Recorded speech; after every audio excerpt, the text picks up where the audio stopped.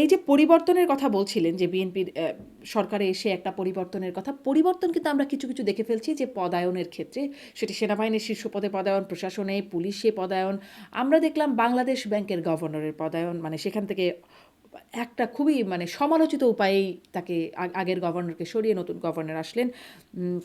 দুদক chairman থেকে পুরো দুদকের কমিশনারের পুরো প্যানেলই পদত্যাগ করে যাচ্ছেন।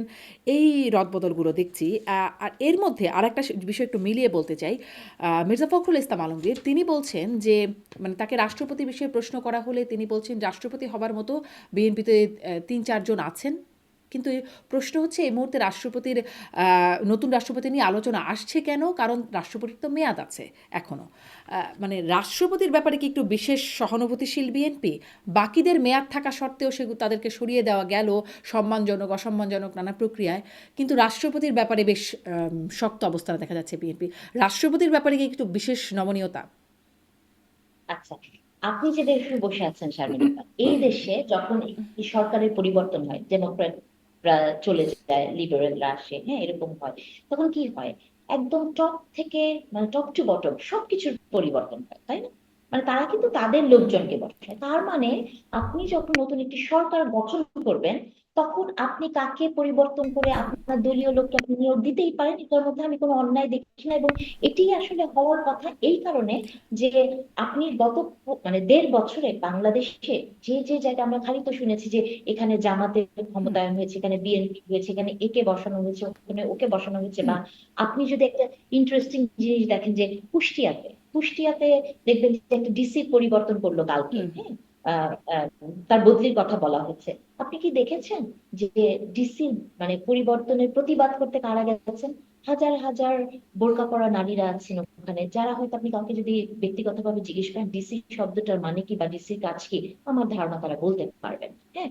তো তার মানে হচ্ছে কি, আমরা যে শুনে এসেছি না যে এই এই জায়গায় এই এই দলের প্রশাসনে তাদেরকে বসানো হয়েছে, এই এগুলো কিন্তু আসলে সেই জায়গারই একটা প্রতিফলন যে গত ১.৫ বছরে যেমন করে রদবদল গুলো করা হয়েছে। অথবা আপনি যদি গত ১.৫ বছর ইউনূস সরকারের যে অন্তর্বর্তীকালীন সরকারটা ছিলেন, সেখানে কি নেপোটিজম কাজ করেন নাই? সেখানে কি ওনার নিজের হুম, ভাইয়ের ছেলে সেখানে ছিল? ওনার মেয়েকে আপনি সব সময় দেখেছেন। এছাড়া গ্রামীণ ব্যাংকে যারা খুব ভালো জায়গায় ছিল, তারা সবাই কিন্তু তার কোনো না কোনো জায়গায় তারা পদায়িত হয়েছে। এবং একটা দেশের একটা রিজনে, যেমন চিটাগং বেল্টের লোকজনকে আপনি দেখেছেন ক্ষমতায়।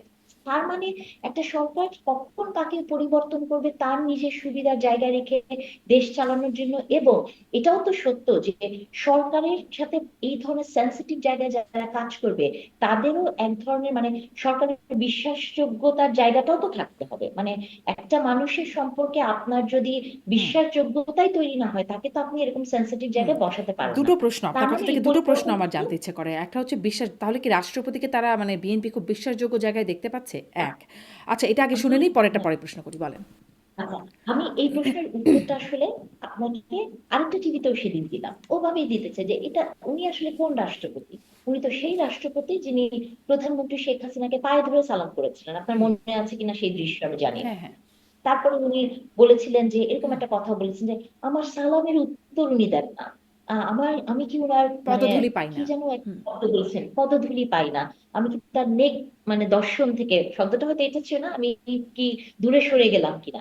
তাহলে এটা তো, এই রাষ্ট্রপতিকে কোনোভাবে কি বিএনপি প্যাট্রোনাইজ করার কথা? করার তো কথা না। এবং আমার ধারণা বিএনপি এটা করবে না।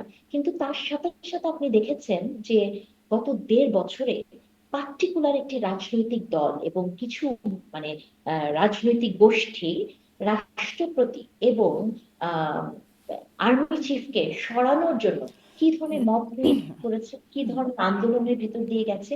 আমি বিশ্বাস করি কি জানেন, যে আজকের এই রাষ্ট্রপতিকে ওই সময় না সরানো এবং আর্মি চিফকে না পরিবর্তন করার ধারাবাহিকতাতেই আমরা একটি ইলেকশন পেয়েছি, এটা আমার ধারণা।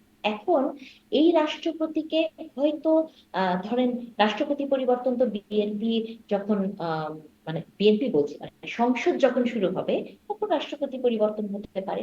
এবং মানে এই সরকার আজকে কত তারিখ? আজকে হচ্ছে 4 তারিখ না পাঁচ হ্যাঁ, তারিখ তো 5 এই তারিখ, হ্যাঁ। সরকার 17 তারিখে মনে হয় তারা শপথ গ্রহণ করলেন। তো তার মানে 15 দিন, 15 দিনের একটা সরকার এসে সাথে সাথেই তো সবকিছু বদলে দিতে পারে না, ধীরে ধীরে করছে, দিচ্ছে বদলাচ্ছে। তো তা বদলে। আমার ধারণা, প্রশাসন, পুলিশ, সেনাবাহিনী থেকে শুরু করে বাংলাদেশ ব্যাংকের গভর্নর দুদক হ্যাঁ, সবখানেই তো পরিবর্তন হয়ে যাচ্ছে হ্যাঁ, 15 সেগুলো দিনের সেগুলো সরকারে। পরিবর্তন প্রতিদিন হচ্ছে, প্রতিদিন হচ্ছে, এমন না যে মানে আজকে সেই সব প্রথম হুম, দিনই করে ফেলছে।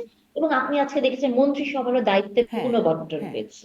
হ্যাঁ, এটা কিন্তু ভেরি ইন্টারেস্টিং। মানে এটা আপনি দেখেন যে একটা মন্ত্রিসভা মাত্র গঠন করা হয়েছে 10-15 দিন আগে, 10-15 দিনের মধ্যেই কিন্তু তাদের আহ আহ মন্ত্রণালয়গুলোকে পুনর্বন্টন করা হয়েছে।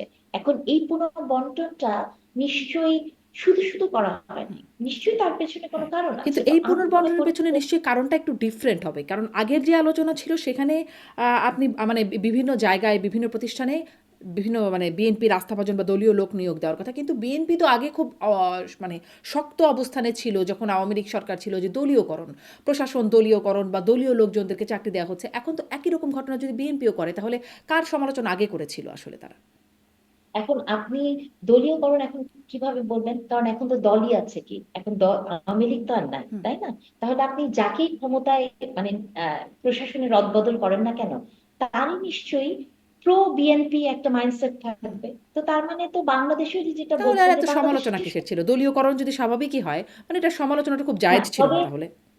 তবে শারমিন আপা, আপনি যদি গত 15 বছরের দলীয়করণের কথা বলেন, তাহলে এই দলীয়করণের সাথে যদি আপনি বিএনপির বা এই সময়কার রাজনীতিকে কোনো না কোনো তুলনার মধ্যে যান, সেটা খুব দুঃখের হবে। কারণ গত 15 বছরের সিচুয়েশন তো, ইভেন আমি 15 বছরও বলবো না, আপনি যদি লাস্ট 7-8 বছরের কথা বলেন। আমি একটি বিশ্ববিদ্যালয়ে পড়াই, সেই বিশ্ববিদ্যালয়ে নিয়োগে কি হয়েছে বা হুম, এগুলা বললে দেখবেন যে এখন গালাগালি শুরু হয়, কিন্তু এটাও কিন্তু সত্য যে আমরা দেখেছি যে আপনি শিক্ষক নিয়োগের জন্য অ্যাপ্লিকেশন করবেন, আমার নিজের চোখে দেখা, সেখানে আপনার দলীয় পরিচয়, হুম। আপনাকে আপনার এলাকার চেয়ারম্যানের কাছ থেকে চিঠি এনে প্রত্যয়নপত্র দিতে হয়েছে যে আপনি এই দলের লোক। তার মানে দলীয়করণের সবচেয়ে নিকৃষ্টতম জায়গায় আমরা গিয়েছি। তবে এটাও তো সত্য, যেটা আমেরিকার এক্সাম্পল দিয়ে আপনাকে বললাম, যে পরিবর্তন যখন হবে, একটা সরকার ক্ষমতা এসছে, তার প্রো মেন্টালিটির লোকজনকেই তো তিনি আনবেন। তিনি তো এখন রাতারাতি স্বৈরাচারের দোসরকে এনে ক্ষমতায় বসাবেন না। তো তার কিন্তু আবার মানে হচ্ছে যে স্বৈরাচারের দোসর যাকে ট্যাগ দেওয়া হচ্ছে তাকে আবার মেয়াদটা কন্টিনিউ করার জন্য অপেক্ষমান বিএনপি। মানে অন্ততপক্ষে মির্জা ফখরুল ইসলাম না, আলমগীর যা বলছেন। এখন হ্যাঁ, এখন যেটা আপনি বলছেন যে মির্জা ফখরুল ইসলাম আলমগীর এটা বলেছেন ঠিকই, কিন্তু স্বৈরাচারের দোসর হিসেবে যিনি ছিলেন, তিনি তো যতই আপনি বলেন না কেন, তিনি হচ্ছে প্রেসিডেন্ট। এবং প্রেসিডেন্টকে যখন পরিবর্তন করতে হবে, আমি মনে করি যে সংসদ বসলে পরে তখনই প্রেসিডেন্টকে বিষয়ে নিশ্চয়ই কোনো ডিসিশন তারা নেবে। তবে আমার একটা দৃঢ় বিশ্বাস যে বিএনপি এই প্রেসিডেন্টকে মানে কন্টিনিউ করবে না, এটা আমার বিশ্বাস। এবং বিএনপি এই প্রেসিডেন্টকে রিওয়ার্ড করবে না, রিওয়ার্ডেড করারও কিছু নাই, এটা এটা আমার বিশ্বাস। তবে যেহেতু মানে খুবই আপনার ক্রান্তিকালের বিশ্বাসটা কি? সময় মানে বিএনপি এই যে সরকার, যেমন নাহিদ ইসলামরা দাবি করছে অভিশংসন, এই রাষ্ট্রপতিকে প্রথম অধিবেশনে তিনি ভাষণ দিতে পারবেন না, অধিবেশন মানে তাকে অভিশংসনের দাবি তুলছেন। আপনি কি সেরকম কিছু বিশ্বাস করেন যে তাকে অভিশংসন করা হবে? আমি আসলে এই প্রসঙ্গে কোনো মন্তব্য করতে চাই না, এই কারণে, কারণ আমি যেহেতু সরকারের মধ্যে নাই, সরকারের ডিসিশনকে আমি জানি না। তবে আমি মনে করি যে একজন সাধারণ নাগরিক হিসেবে আমি বিএনপি কে যতটুকু দেখছি, জানছি বা বুঝছি, আমার কাছে মনে হচ্ছে যে এই রাষ্ট্রপতিকে রিওয়ার্ডেড করার কিছু নাই। এবং বিএনপি এই রাষ্ট্রপতিকে যতটুকু সময় রেখেছে, এটার পেছনে রাজনৈতিক কোনো কারণ আছে, এটার পেছনে হয়তো বিহাইন্ড দ্য কার্টেন কোনো রিজন আছে। এবং তো পার্টিকুলার সময়ের পরে বিএনপি অবশ্যই রাষ্ট্রপতি পরিবর্তন করবে, এটা আমার বিশ্বাস। বিএনপি রাষ্ট্রপতিকে কোনোভাবেই পুরস্কৃত করবে না।